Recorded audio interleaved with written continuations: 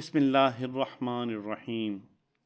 ایک دن بہلول دریا کے کنارے بیٹھا ساحل کی گیلی ریت کو اپنے سامنے جمع کر کے اس کی ڈھیریاں بنا رہا تھا، اور خلیفہ ہارون رشید عباسی کی ملکہ زبیدہ اپنے محل کے جھروکے سے بڑے انہماک سے اس کو یہ کام کرتے دیکھ رہی تھی۔ وہ مٹی کی ڈھیری بناتا اور پھر اپنے ہاتھ سے ہی اس کو مسمار کر دیتا۔ ملکہ جھروکے سے اتر کر اپنی سہیلیوں کے ہمراہ دریا کے کنارے آ گئی اور بہلول سے پوچھا، کیا کر رہے ہو بہلول؟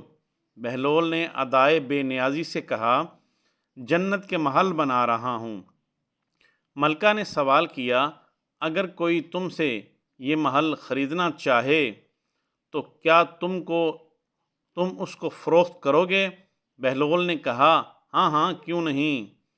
تو بتاؤ ایک محل کی قیمت کیا ہے؟ ملکہ کے سوال کرتے ہی بہلول نے بے ساختہ کہا، 100 دینار۔ ملکہ زبیدہ نے اسی وقت اپنی کنیزوں کو حکم دیا کہ بہلول کو 100 دینار ادا کیے جائیں۔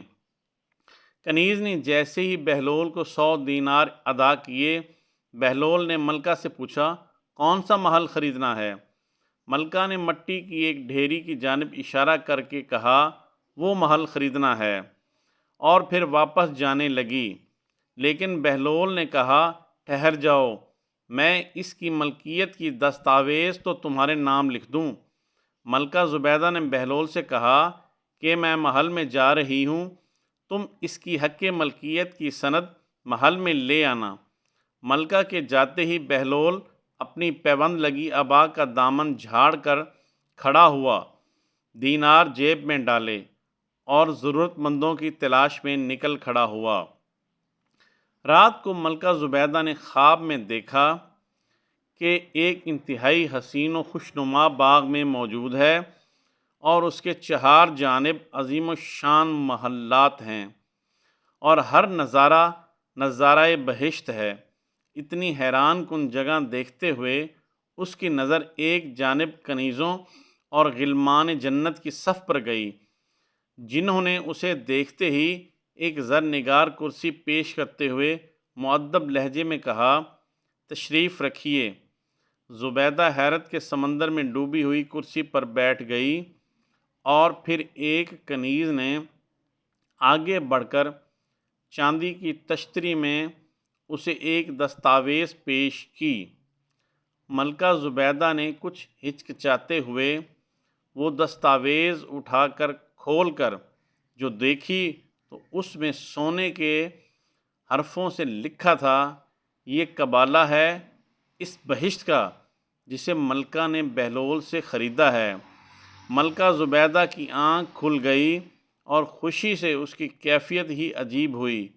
تو اس نے ہارون رشید کو سوتے سے جگا کر کہا کہ میں نے ابھی ابھی جنت کا محل اپنے نام پر دیکھا ہے۔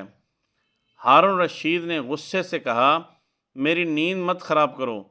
صبح ہونے پر ملکہ زبیدہ نے بہلول کا واقعہ ہارون رشید کو سنایا تو اس نے کہا، ٹھیک ہے، ایک محل میں بھی بہلول سے خرید لیتا ہوں۔